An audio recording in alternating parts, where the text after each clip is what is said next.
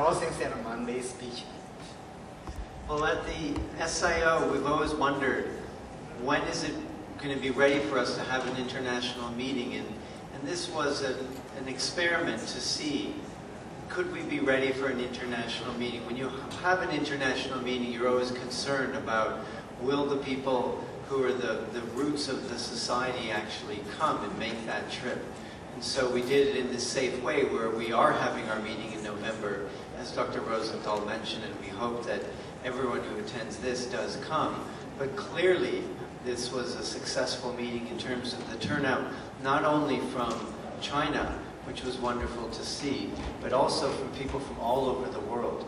And many of the Americans who we weren't sure would they make this long trip over to Shanghai to attend the SIO meeting. So it's a tremendous statement towards our society as a whole that we had this wonderful turnout. And I think we have our answer that every few years we should be having an international meeting in a country, I believe, that will support the mission behind what we're doing. Countries that practice indigenous medicine, such as China, India, Korea, Japan, where we can learn from what's going on in the East to be able to foster our knowledge in the West. As Dr. Deal mentioned, the bridge is definitely formed now. We have a very strong bridge looking at traditional Chinese medicine between the East and the West. I believe, however, now that there is this bridge formed, we really need to start crossing the bridge, and really in both directions. We have, I believe, more directionality from the West to the East, where there's a lot of Western medicine being conducted in the East. There's a lot of scientific models that are being utilized that come from the West. But I think in the West, we need to do a little bit of work, as Volker Deal mentioned, trying to understand, well, what is qi? What is a meridian?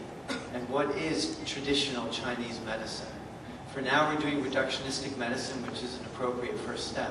But hopefully, we'll be able to get to doing the research and the clinical practice of the true holistic medicine, which is practiced here. I won't go through and thank everyone that Dr. Rosenthal appropriately thanked, but I will like to start by saying, 我们对于翻译人员的辛勤工作表示衷心感谢。To all the translators. For those of you who don't know, the translators are not professional translators. They are faculty and students at the Fudan University Cancer Hospital. They did a tremendous job at what is typically a professional's job that has years of training. So thank you for all that work.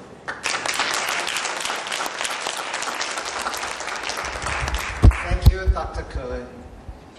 I would like to say the SIO Shanghai Symposium will closed now. On behalf of the organizing committee, I would like to say, take our good wishes to all of you for your future and for your good trip, and take my hope to all of you, and have a good journey. Thanks.